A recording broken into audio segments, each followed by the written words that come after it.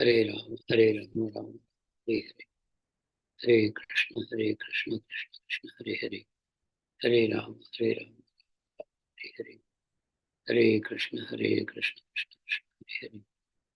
Hare Rama, Rama, Hare Hare. Hare Krishna, Krishna Krishna, Hare Hare. Hare Rama, Rama, Hare Hare. Hare Krishna, Krishna, Hare Hare.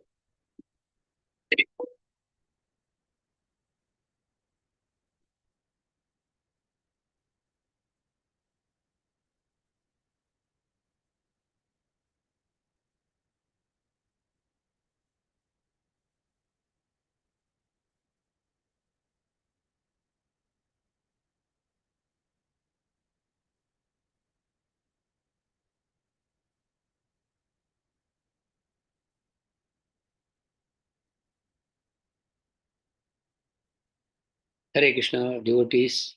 Hare Krishna Prabhuji. Sincere Hare Dhanavad. Krishna. Thank you very much for your association. We shall Hare continue. Krishna. Pranams Prabhuji. We shall continue with Srila Prabhupada Lilamritha. Before we start, let us have our Mangalacharanam prayers. Om Jnanatimirandasya Jnananjana Shalakaya Chakshuronmilitam Yena Tasmai Shri Gurave Namaha. Sri Chaitanya Manobhishtam Stapitam Yena Bhutale Swayam Rupa Kadamayyam Dadati Swapadandikam Vandeham Shri Guru Shri Yuta Padakamalam Shri Gurun Vaishnavamscha Shri Rupam Sagrajatam Sahagana Raghunathanvitam Tam Sajivam Sadvaitam Savadutam Parijana Sahitam Krishna Chaitanya Devam Shri Radha Krishna Padan Sahagana Lalita Shri Vishakhanvitamscha He Krishna Karuna Sindhu Deenabandho Jagatpate Gopesha Gopika Kanta Radha Kanta Namostute Tapta Kanchana Gaurangi Radhe Vrindavaneshwari Vrishabhanu Sute Devi Pranamami Hari Priye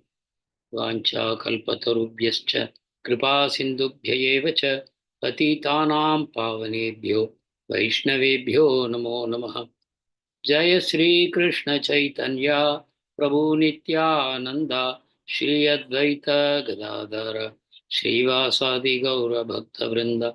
Hare Krishna, Krishna Krishna, Hare Hare, Hare Rama, Rama Rama, Hare Hare. Hare Krishna, Krishna Krishna, Hare Hare, Hare Rama, Rama Rama, Hare Hare. Hare Krishna, Krishna Krishna, Hare Hare, Hare Rama, Rama Rama, Hare Hare.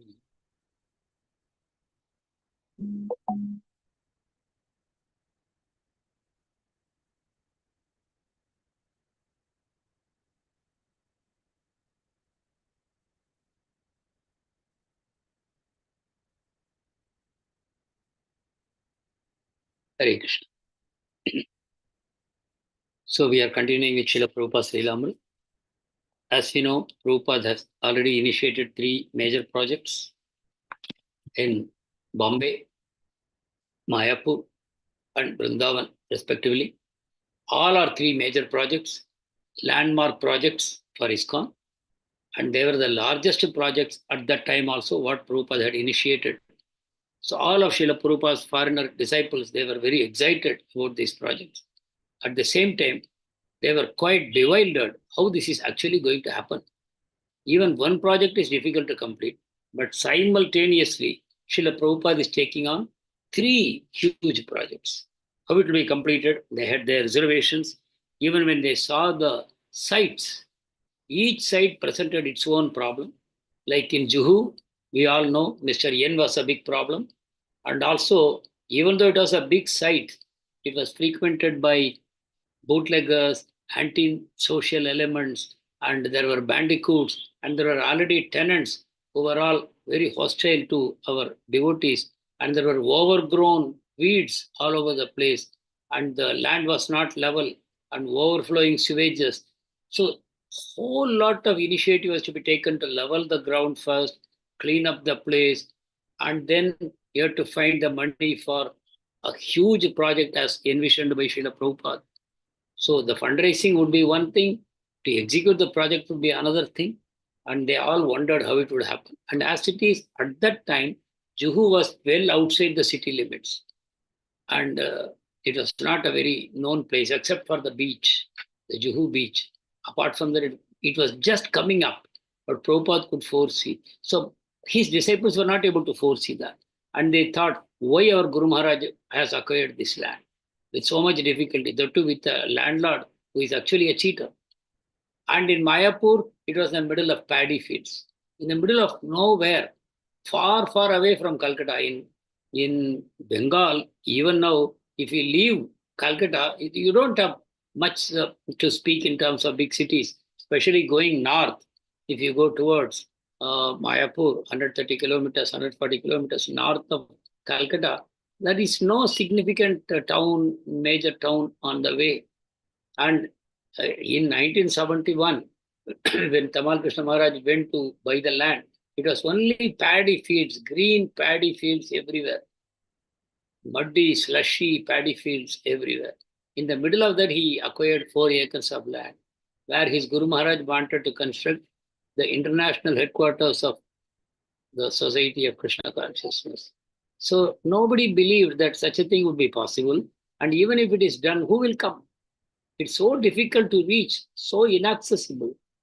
Even if you come by air up to Calcutta, to reach this site will take 6-7 hours of grueling journey by road.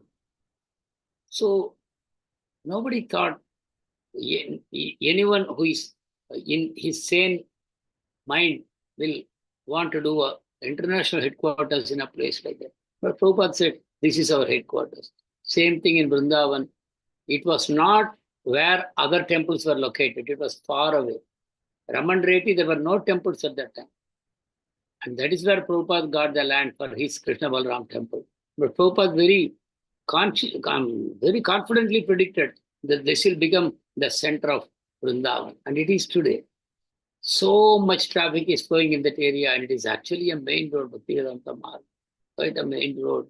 And that ISKCON temple has actually become a landmark for its vibrancy today. There are so many temples now.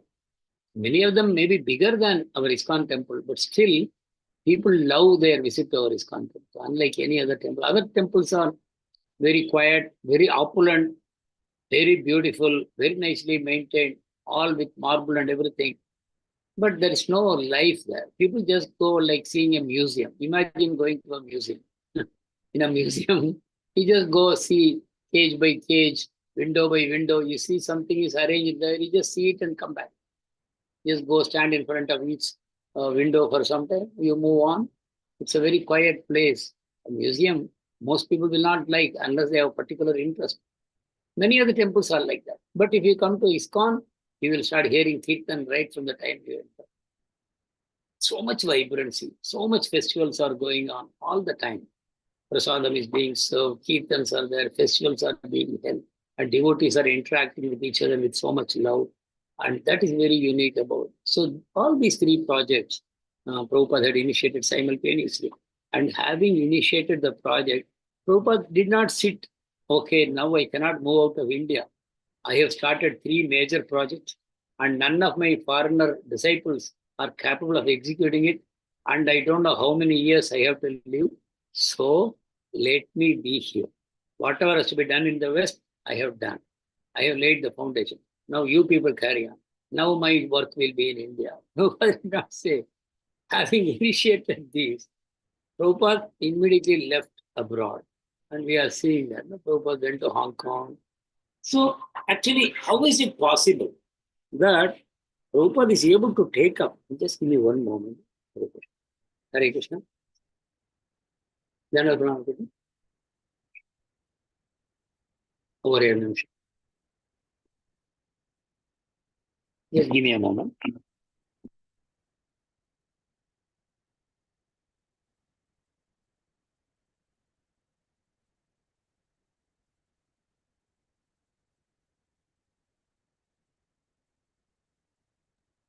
Hare Krishna, Hare Krishna, Hare Hare, Hare Ram. Yeah, so how anyone can be like that? Just imagine. If you are a big businessman, you are doing something on such a scale, would you not be concerned that how it is being executed, how funds will be raised, how the temple will come up? I should guide each and every little bit of work that is going on. And we'll be so much absorbed in this project that we can't do other. We become sort of paralyzed. Our mind will be always thinking about it.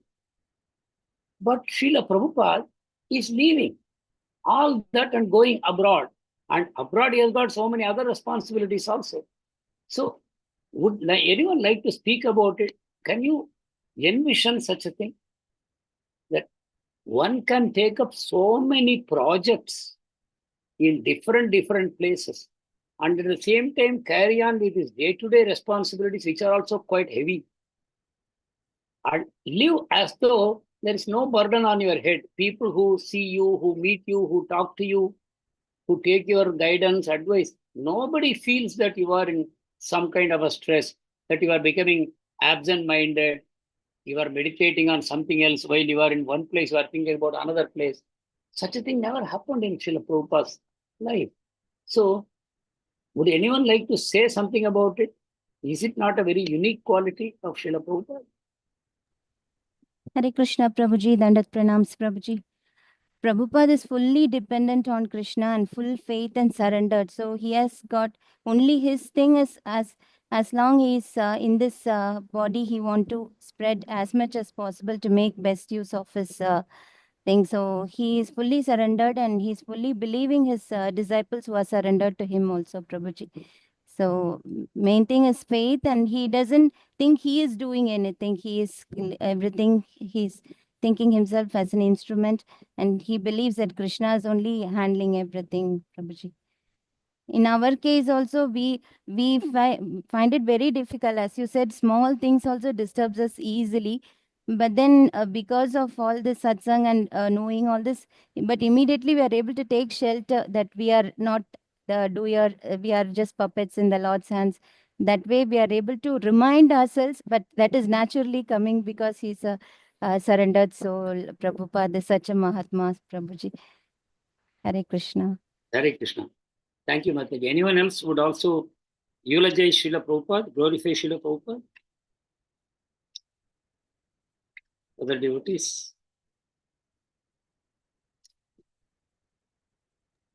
Hare Krishna. Yes, Prabhuji. It's the same thing what Supriya Mataji said. I also felt he's fully dependent on Krishna, and he knows that Krishna will handle everything, and he could vision the future that everything will happen as per Krishna's will, and he has nothing to do. Everything happens according to his guru's empowerment. So he is free from anxiety. He's actually in Goloka, Vaikunta. He's free from anxiety since he is in the spiritual world. He's living in the spiritual world. Exactly. We can say this theoretically, but we see Srila Prabhupada demonstrating how a devotee should live. Rohini Mataji, yes, please go ahead. No, Prabhuji, I just wanted to say he's a man on a mission, Prabhuji. He's trying to fulfill his spiritual master's desire, and so his spiritual master has empowered him. Seems like that. Yeah, that's all very true. But see, the lesson we get here is how a pure devotee approaches his tasks. On the one side, Srila Prabhupada is working practically 24 hours, taking on huge responsibilities. Out of nowhere, he brings up a huge project. There is no money first. We will think, well, let us first raise the money, then we will start a project. First, let us go for fundraising. But Srila Prabhupada is not like that. Prabhupada's project comes first, then fundraising comes later. Whichever way it comes, it comes. We have seen Prabhupada's disciples also manifesting this kind of an attitude. Project starts. With whatever money is there, project starts. And then it develops. It develops a life of its own. It comes up. But how can anyone remain so relaxed? That is because Srila Prabhupada knows Krishna is in charge. He is initiating. If we remember, we saw a little while ago, Sydney, Srila Prabhupada installed the deities, Radha Gopinath, and there were no qualified pujaris, but Srila Prabhupada prayed to the deities. I am leaving you in charge of these villagers, and I am not responsible. I cannot take the responsibility. Now you have to train them. You have to, literally conversation happening between the deities and Srila Prabhupada.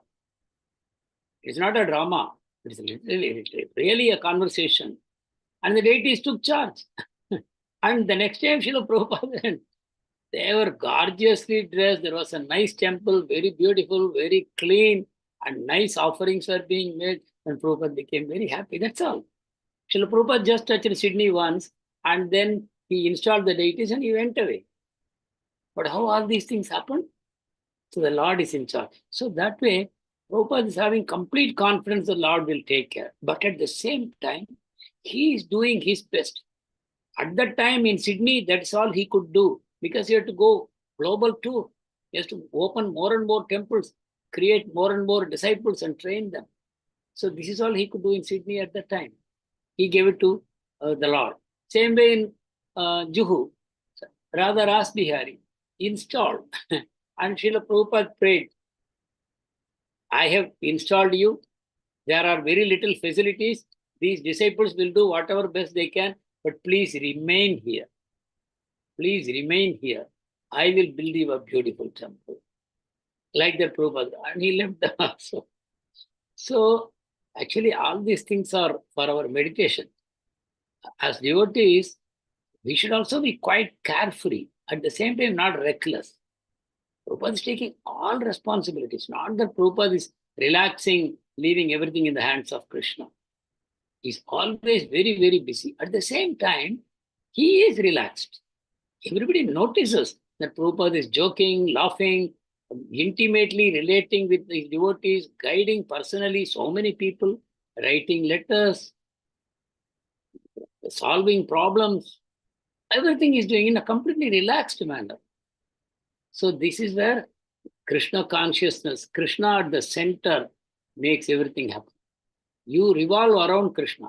You are not in the center. If you put yourself in the center, you will become paralyzed. But keeping Krishna in the center and just becoming his servant, Prabhupada is able to manage and manifest so many wonderful things. So we have seen how Hong Kong went, and then Srila Prabhupada visited Japan, and we know how he went to Kobe, and in Kobe was north of Tokyo, far away. And there was a Mayavadi sannyasi speaking, and Srila Prabhupada was chanting with his eyes closed. And at some point of time, Mayavadi speaking in Hindi, Prabhupada told his disciples, start Kirtan. In the middle of Mayavadi Kirtan, Prabhupada is sitting on the stage along with his disciples, and this Mayavadi speaking, and suddenly Kirtan starts. And later on, Prabhupada said, I am a lion when I am outside, and I am a lamb at home. And why he became a lion at that point? This Mayavadi sannyasi, in the beginning, he was speaking nicely, Prabhupada said, and subsequently, he started speaking pure Mayavad, rejecting the personality of Godhead. So, Srila Prabhupada dealt with him like that. Then there was a Dai Nippon executive to whom Srila Prabhupada gave confidence that just become Krishna conscious, just serve Krishna, and the benefits will go to your son, your dead son, who died at the age of 19 only. But don't worry about him. Krishna will take care of it. Like that. And the executive fully accepted and surrendered. And Prabhupada said this. And then Prabhupada was in Hawaii. We know Hawaii is reputed to be the most beautiful beach in the world, because that is what marketing strategy always. Whatever place you market, you will say this is the most beautiful place in the world. You have to go and see. By the time you go and see, you have already spent your money on various things. They want your money, that's all. But Prabhupada went to Hawaii and said, it's not as beautiful as our Juhu. It's quite possible that so many places are marketed. Like we find fruits from various countries are coming to India. And they say, this fruit has got this potency, that fruit has that potency. You consume this, you will get so much vitality, all this. And our local Indian fruits, they will take it to the other country from where these fruits have come. And they will say the same thing there. If people eat locally grown vegetables and fruits, business doesn't grow. You have to sell the goods at a reasonable price. But if you take the brinjal from India and sell it in UK, you can multiply the price 4 times, 5 times. And that's where the margins come from. So Hawaii is marketed in India, and probably Juhu will be marketed in America. So Prabhupada said, Hawaii is not as beautiful as Juhu.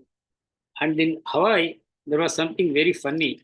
The devotees in Hawaii were not very nicely dressed as devotees should be. Hawaii is a very laid back place. People go there for picnic. They are mostly in a state of undress only. If you go to places like Hawaii where the beaches are there, people will be almost undressed, men and women. So when these devotees were there in Hawaii, they were also not very, what you say, in a very respectable way. They were not dressed. They were wearing sleeveless T-shirts and bright colors, and they had big shikas hanging down very long. That was the situation.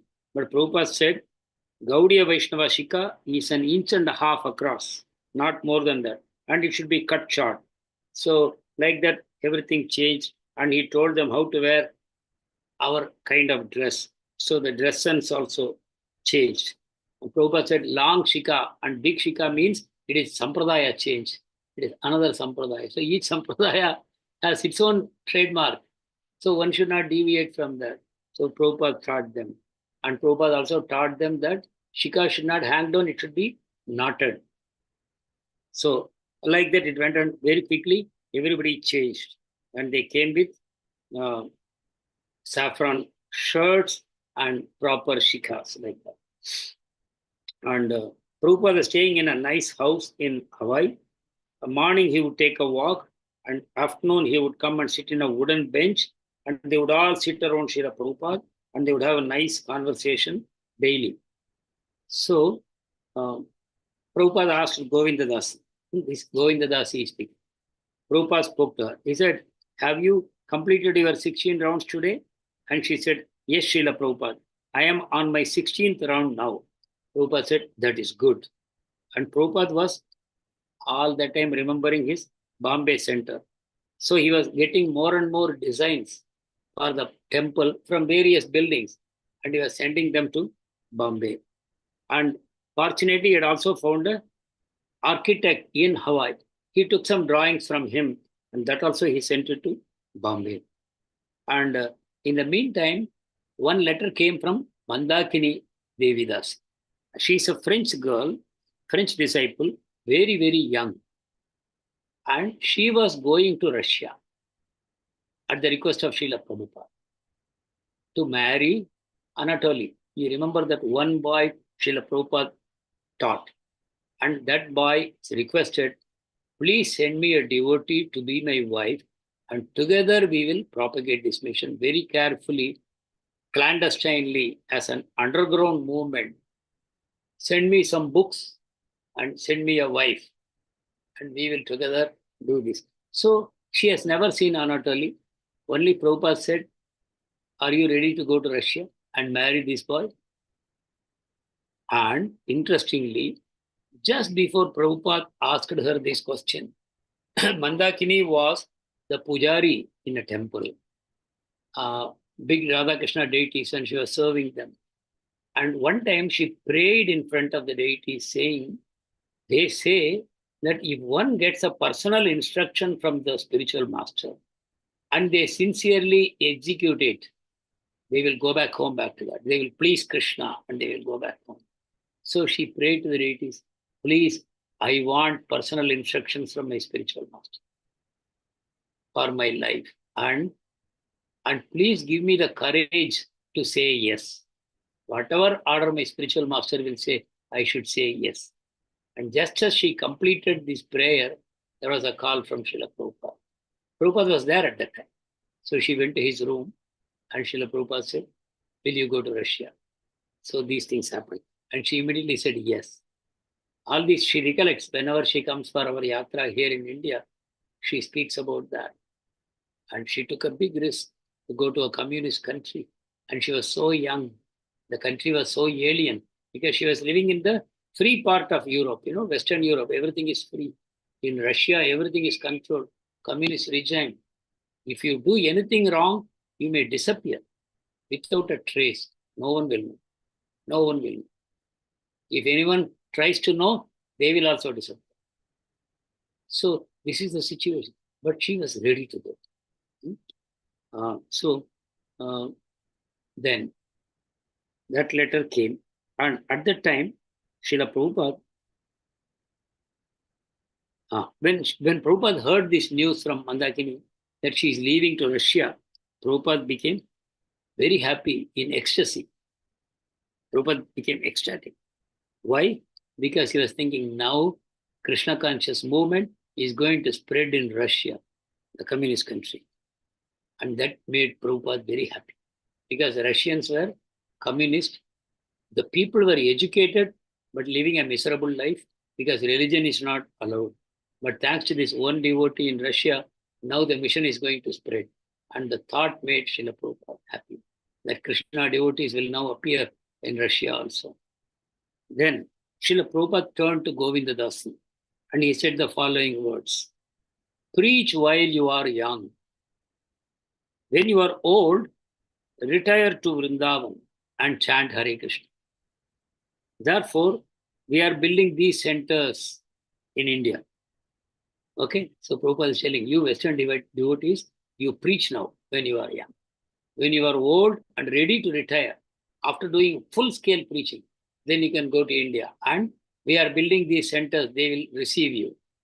And then what you can do, you can sit there and chant, retire and chant Hare Krishna. So this is Prabhupada's plan for ISKCON. Retirement will happen in India. And there will be nice centers to keep them and look after them. But while they are active, young, they will do preaching all over the place. And Prabhupada said, but you cannot retire unless you have preached sufficiently. Right? Prabhupada is not retiring only. He is talking to others about retirement. But where is retirement for Prabhupada? No retirement. If there is a retirement, Prabhupada is most qualified for that. Prabhupada has already done enough preaching, and this is the year 1972. Prabhupada is already 76 years old. So is 76 years not good enough for retirement? After having achieved so much also. But Prabhupada is telling others, you can retire after doing sufficient preaching. And Prabhupada is saying, then your mind will not agitate. If you don't do preaching and you try to retire and chant, your mind will agitate. If you have preached, you can retire and chant Hare Krishna. So preach as much as possible. So please understand, we preach for our own good. It's good if somebody else also becomes a devotee. Very good. We should have the mood to help others with compassion, to advance in Krishna consciousness. But let us not be under an illusion. For our own purification, our own progress in Krishna consciousness, we should preach. And we should not preach from a pedestal, saying, I am holier than you. I am in a higher position. I am a much senior person. I know much more Krishna consciousness. I am a pure soul. And now I am speaking to you. You listen to me gratefully. That should not be the mood of preaching. Mood of preaching is always, I am an impure soul. And this person has been sent by Krishna to me, or by my Guru Maharaj to me. By serving this person, I will please my Guru Maharaj. So this person is giving me an opportunity to please Guru Maharaj and Krishna. For my own purification, I am preaching. I am the servant of this person. The mood of our Guru Parampara is always the Guru feels that he is a servant of the disciple. Guru feels he is the servant. And disciple is the master. Disciple is the representative of the Guru. The disciple is the representative of the Guru. And the Guru, that means of the preacher. So the preacher serves in a humble mood to the devotee. So this is the arrangement of Krishna consciousness. There is never any room to forget about humility and gratitude. Every single act we do in Krishna consciousness should be with humility and gratitude. Then you will become very happy and joyful. If anytime you allow pride to come in, anytime you feel great about your accomplishments, I have done this, I have done that in Krishna consciousness, I had these skills and I have used them in the service of Krishna and see what all I have achieved. If we think like that, no. We may do nice things, but we may not grow in Krishna consciousness. So ultimately, that is the key. So Srila Prabhupada's association, Govinda Dasi says, even for a moment when disciples got his association, it became transforming to them. Even a little association, that's called Shakti Avesh Avatar. Effective, successful preachers, they are Shakti Avesh Avatar of the Lord. The Lord's Shakti is put into them, Bhakti Shakti is put into them. As a result, they make such effective preachers. So, Prabhupada's little association. Many of Prabhupada's disciples got very little or no association of Prabhupada directly. Some of them got no association. Some of them saw Prabhupada from a distance. Some of them did not even see Prabhupada. They got initiated by post. But they all became very effective, powerful, profound servants of the movement. Why? This is the power of Srila Prabhupada. And this is the power of surrender. When you surrender to a pure devotee like Prabhupada, empowerment automatically comes. So, Govinda Dasi further says, Srila Prabhupada was in the moment talking to a particular disciple, but he is not in the moment. At any time, Prabhupada is in eternal time. Prabhupada is in eternal time. And he was inhabiting a space which is not the here and now. Prabhupada is in a different place. Prabhupada is in a different place and the transcendental time he is there. Even though at every moment he is talking to somebody, doing something, executing some service, but he is occupying a different space and time. This was felt by all the devotees. And also, when Srila Prabhupada prayed, they saw that intensity was extraordinary. No one could ever imagine to have that kind of an intensity in their praying. So they realized that he is not an ordinary personality. Everybody could appreciate that. That means Prabhupada is always with Krishna, right? Prabhupada is always with Krishna. And while Prabhupada was in Hawaii, one letter came from Giriraj. Who is Giriraj? Any recollection? Hare Krishna Prabhuji, to whom Juhu temple, that small, a young person to whom Juhu temple has been, the responsibilities have been entrusted to. Yeah, the young brahmachari from USA, the young inexperienced brahmachari, to whom Prabhupada simply thrust the responsibility that Juhu project is yours. You are fully responsible like that. So Giriraj was not very confident, but he always wanted never to say no to the Guru. He realized that every time I should say yes and I should sincerely work. That way I will please my Guru Maharaj and that way I will grow in my Krishna consciousness. See, all of Prabhupada's disciples knew this. Every moment they were thinking how we can please our Guru Maharaj. They never thought how we can please Krishna. They knew if my master is pleased, Krishna is pleased. And my master is right in front of me. He is expressing his desires. Let me serve him. So life became very easy for them. But they surrendered. They surrendered to Srila Prabhupada. So at this time, one letter came from Giriraja.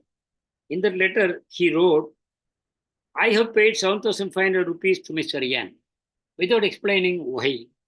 Then Prabhupada wrote back, on what account this money is paid?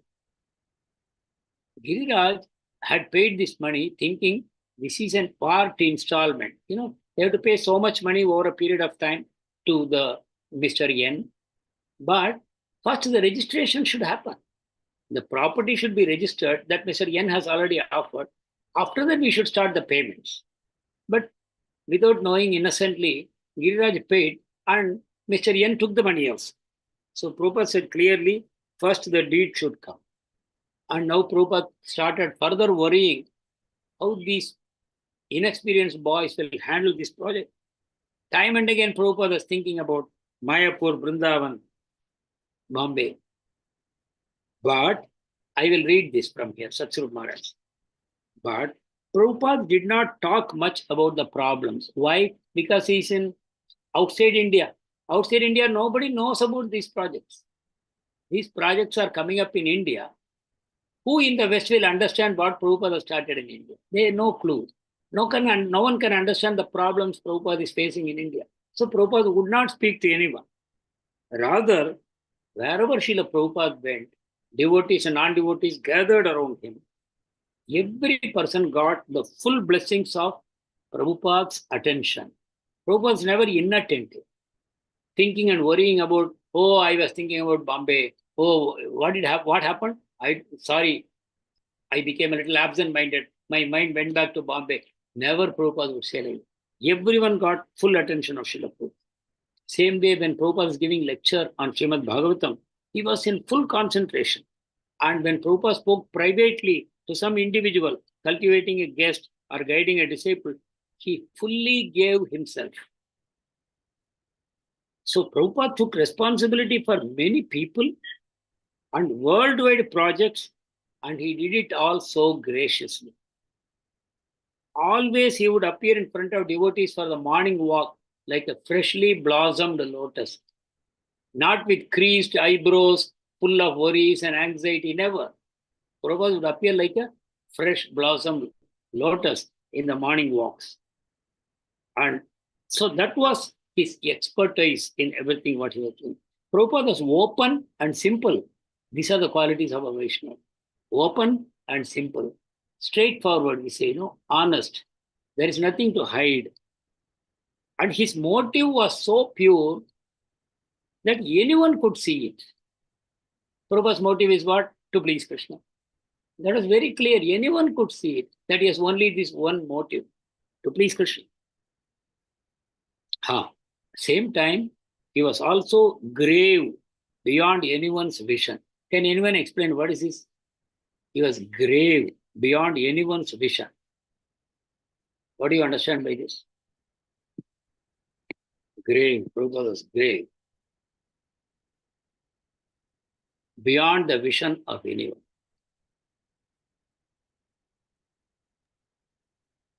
Like Krishna Prabhuji, though he's physically present here, Yes. he's transcendently in a spiritual world.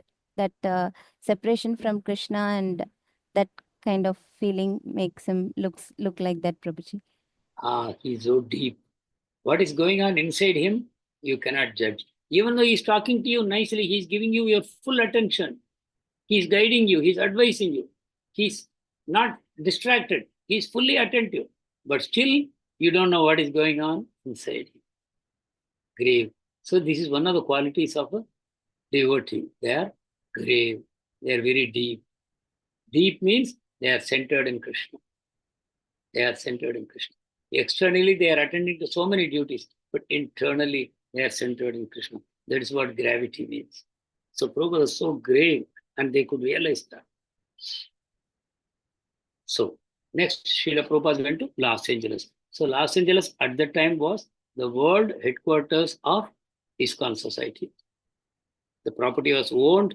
It was a very gorgeous, massive temple, and that was a headquarters from which all the activities of ISKCON were controlled. And Prabhupada had already spent a lot of time in Los Angeles the first time when it was acquired. Now again, Srila Prabhupada goes to Los Angeles.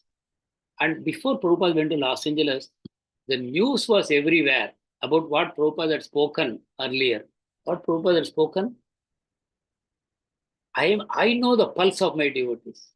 And Prabhupada had said, just because you got a managerial position, you should not become absorbed in only management.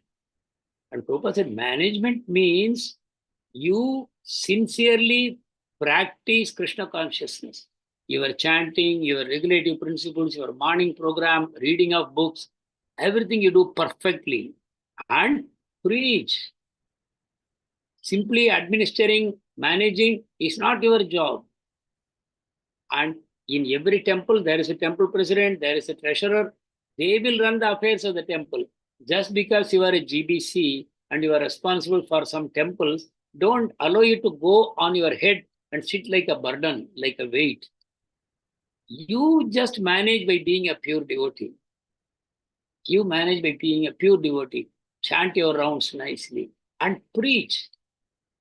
Anyone who has life should preach. If you don't preach, you are dead. So just because you are a GBC man, every GBC member was in charge of a zone. The whole world was divided among 11 GBCs. So the whole world. So Prabhupada said, don't think that you have to sit in your desk only all the time, manage what is going on. No, management will happen by purity. Your purity is the force that will take care of management. Leave it to them. Don't micromanage everything. Leave it to the temple presidents and treasurer. Prabhupada is teaching. And you go out and preach. And don't think, oh, I have so many temples under my control. I should go on visiting these temples. No. If you go to visit any temple, you should contribute value. Don't just keep on traveling between temples. These are my temples. Don't. So this is so beautifully Srila Prabhupada is telling that. And the message has gone to everyone. So when Prabhupada is coming to LA, 4 GBC men wanted to take sannyas and go out and preach. Prabhupada already told, if you don't preach, you are dead. So 4 GBC men had gathered. They said, we want to take sannyas and become Parivrajakacharya.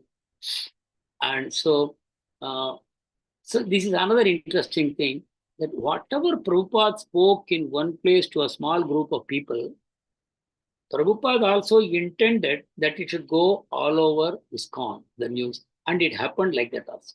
Prabhupada would not tell, you go and share this. Automatically it will travel. Whatever Prabhupada spoke in one place, every letter that Prabhupada wrote, every word Srila Prabhupada spoke, everything would travel all over ISKCON.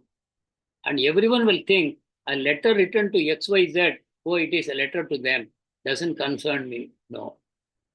Whatever is in that letter, it will apply to everyone. So this is how Prabhupada commandeered the ISKCON movement so beautifully. So there were 4 people waiting for Srila Prabhupada and for taking sannyas. So Prabhupada gave a sannyas lecture before giving sannyas, and then every one of them came near Srila Prabhupada's asan, and Prabhupada gave them the Tridanda. What is Tridanda, devotees? What is Tridanda? Hare Krishna, Prabhuji. Surrender to Krishna with mind, body, and words, Prabhuji. Correct. So these are the 3 things. Our mind, body, and words. Everything is surrendered to Krishna. So that is Tridanda represents complete surrender of all 3 things. Atma Nivedanam means all these 3, mind, body, and words. Mano, Vak, Kaya. Mano, Vak, Kaya. Kaya means body, Vak means speech, Mano means mind. All these 3 are surrendered to the Supreme Lord. So that is Tridanda. So Prabhupada gave the Tridanda. And while giving the Tridanda to everyone, Prabhupada will say, now preach, preach, preach. That's all. Tridanda is given, and now preach, preach, preach. Please understand, ISKCON means preaching. Not that only for sannyasis, to all of us. Our purification will come from preaching, not our glorification. We are not trying to glorify ourselves by preaching. Our aim is purification. We all know how much impurities are within us. I know how many impurities are within me. You may not know, but I should know. And I should be fully aware of it. And that should make me humble. That Prabhupada is giving me such an opportunity to purify myself. And how? Simply by preaching. By sharing whatever you have known to others, even though you may not have realization, with humility. See, if you have realization, that's one kind of preaching. But if you don't have realization, but you still have faith, that confidence and hankering that I want these qualities in me, then also you can preach. But don't act as though you are a self-realized person. There's no need to act in Krishna consciousness. We act in all genuineness, that what we have learned at the lotus feet of Srila Prabhupada and our Guru Maharaj, we share it with others. In all humility at our command. So that is preaching. So preaching doesn't put you on a pedestal. No. As I said earlier, preaching means you are sharing what you have learned from the parampara to others in a spirit of compassion. In a spirit of compassion. What I have known and I am sharing with others. And you don't own those who hear from you. They are not your property. My disciple, my follower, my counselor, my mentee. No. They are actually, you should encourage them to go and learn. Wherever they get proper guidance, wherever they get better knowledge, they should go. Because no preacher is the perfect one or at the highest level. Like in a school, the first standard teacher doesn't go with the child to every class. The first standard teacher mostly will remain in first standard, but the child will go to higher and higher and higher class, and the teacher is happy. When the child becomes a doctor or an engineer or a famous personality, the teacher of first standard becomes happy. So actually, we preach for purification, not for glorification. Oh, so and so is my disciple. See, such and such famous doctor, such and such famous politician is my devotee. There is nothing like my devotee, my counselee. The Guru is sending someone to you for some time for your own purification. You serve them, and in the process, you become purified. With that mood, all of us should preach. Nobody is exempt. All of us should be preaching. So, and then Prabhupada said, now, all of you are taking sannyas at a very early stage. You can do much more than me, because I became sannyasi when I was very old. And Prabhupada said, everyone laughed. Everyone in the room laughed. You know why? No one imagined that anyone can do more than Srila Prabhupada has done. But Prabhupada is very humbly saying that I was too late when I started. You are all young people. You can do much more than me. And then the devotees asked Srila Prabhupada, the sannyasis, are there any rules, special instructions for us? Then Prabhupada said two things. Whenever you see a rich man living in great comfort and opulence, don't allow your mind to think that, oh, now I have given up everything and I become a sannyasi. I wish I could also enjoy all these opulences like this man, various sense gratifications and opulences. Don't allow that thought, because rich people will come to you for guidance. But when you see them, don't allow yourself to think like this, that, oh, I have given up all these things. No, that is one. And second rule is, when you see a beautiful girl, don't think, oh, I also was some time back married. I had a beautiful wife. I wish I could be with her now and enjoy. Don't allow that thought to come to you. So one is never in terms of wealth and sense gratification, never in terms of sex life. A devotee has, a sannyasi has completely surrendered that. So Prabhupada said, these are the two instructions that I have for you. And there was a special meeting with the sannyasis in LA. And that was a very, very grave meeting. So I will read out about that meeting for you here. So when all of them sat with Srila Prabhupada for the special meeting, Prabhupada looked at everyone closely in the eye. Prabhupada looked at everyone. And Prabhupada asked them, are you all convinced? And everyone just sat. They did not know how to react to Prabhupada. Now, all of you, dear devotees, you take that this question is being asked to you. Are you all convinced? Prabhupada asked me. So the devotee is saying, we just sat there. Nobody said anything for about 2 minutes. It was one of the heaviest moments of my life. Prabhupada challenging us, are you convinced? Are you sincere? He did not know how to reply. Then Prabhupada spoke about himself. After 2 minutes of silence, Prabhupada spoke further. Prabhupada said, as far as I am concerned, he said, I am convinced. Therefore, I am pushing on. It is a fact. I am pushing on because it is a fact, not fiction. That much I am personally convinced. Whenever someone says, you believe, I say, no, I do not believe. It's a fact. So there is a difference between thinking that I am believing in something and knowing something as a fact. So this is the difference between a pure devotee and a sadhaka. As a sadhaka, one knows it for a fact. But in a practitioner's life, it is a belief, shraddha. I believe my guru. I believe the scripture. I believe in the words of Krishna, like that. Okay, that is called jnana. At the stage of vijnana, it becomes realized knowledge. Then it is a fact. So Prabhupada is telling them. So you must spread your conviction by your... So first you should become convinced. First, you should become convinced. And then you should spread this conviction by your literature, arguments, preaching, defeating opposing elements like that. But first of all, are you convinced? If you are not convinced, then it is not good for me, Prabhupada is saying. The first thing is enthusiasm. How enthusiasm will come? You should be convinced. Then you can preach. Otherwise, if you see a very intelligent person, or you see a very wealthy person, or if you see a very famous person, you will hesitate. Can I preach to this person? Will this person accept what I am going to say? Or will this person laugh at me? When I say this world is a miserable place, will this person simply laugh on my face and say, who told you it's a joyful place? And I will not know where to keep my face. So, unless you are convinced, you won't be able to preach. So Prabhupada is saying. Then Prabhupada said, don't be dead. You have to work more than me. Anyone who has life can preach. What is that life? Faith in Krishna. Conviction in Krishna. That is life. And then such a person can preach. And Prabhupada said, the local temple president and treasurer will manage the temple. The GBC can overall supervise.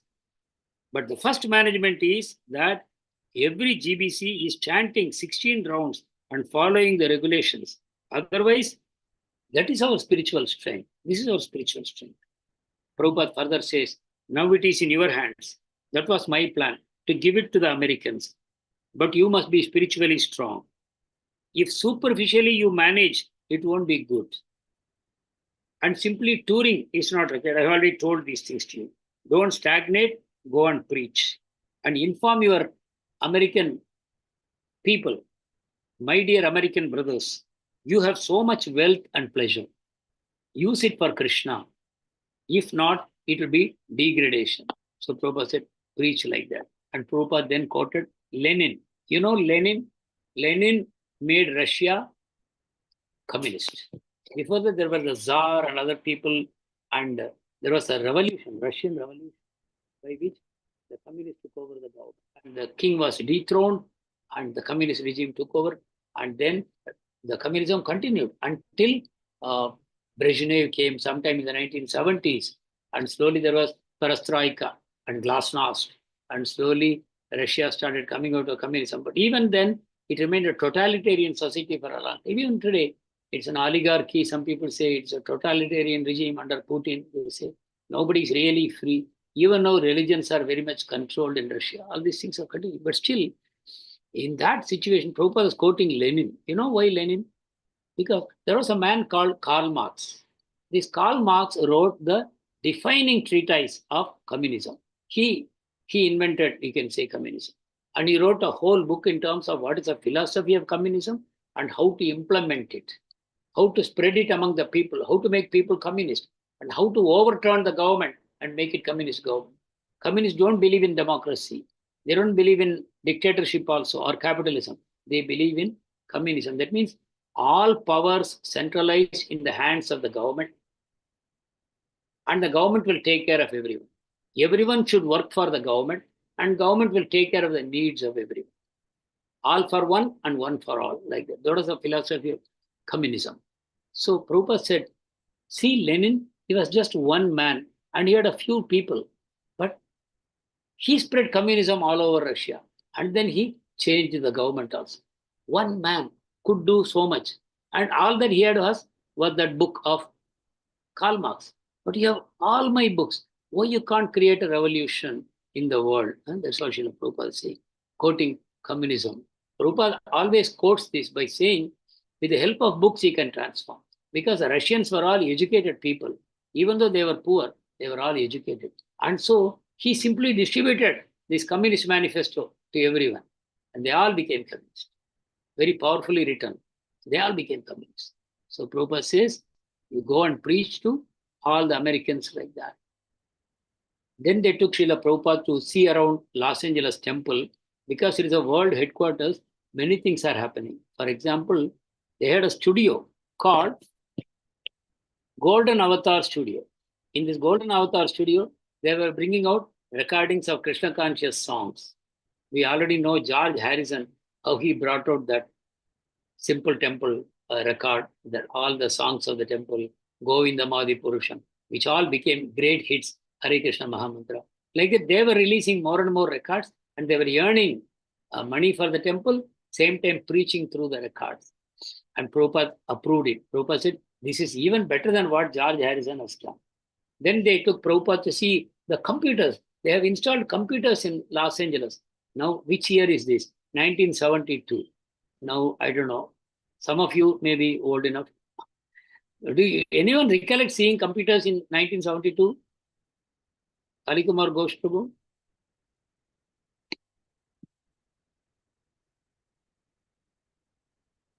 Prabhuji, Hare Krishna. Hare Krishna. Were there computers around when in 1972? Have you seen in your office? Actually, 1972, I was. You must have been a quite school young. boy. Yeah. Yes. But in your college or university, have you seen computers? Computers. Yes. Okay, when the year I got admission, that year computer engineering started from my college, and that computer was in Almira at that time. Yeah. The very basic one. They used to call it something. Yeah, I remember. Yeah, I too saw in my college. There was some hall was filled with equipments, huge ones like a refrigerator, huge ones with light showing, flashing. Right. And it had very basic computing capabilities. Very little. Yes. And we used to be given assignments, and we used to punch the cards. Punch, Perforation punch card or punch tape. used to happen. And those punched, not tapes, Prabhu. It used to be rectangular cards. Oh, it was card only. Okay. And on a typewriter kind of thing, one operator would type it, whatever we have written in handwriting. Yeah, they were the punch operator.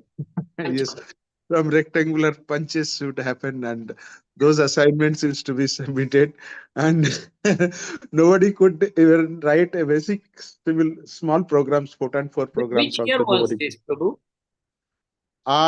It was 1982, I took admission in engineering.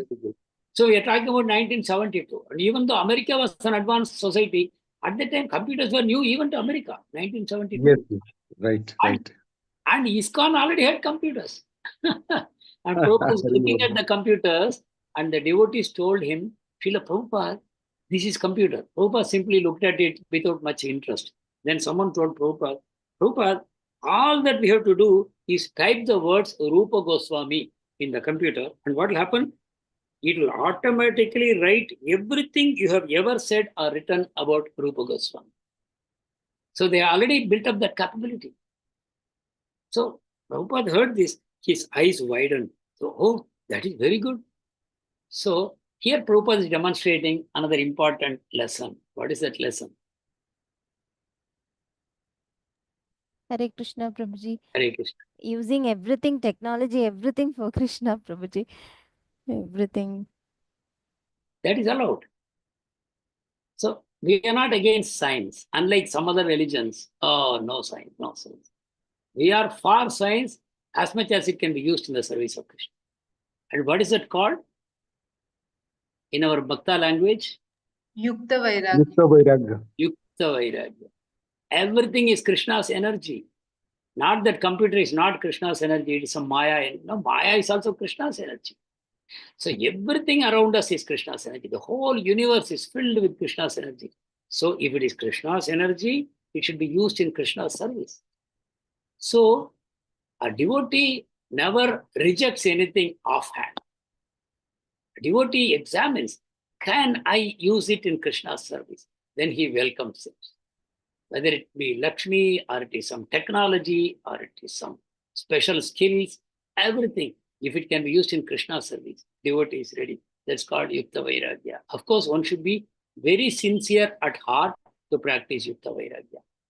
Prabhupada said, you can collect money from immoral people also for Krishna, because Krishna can digest it.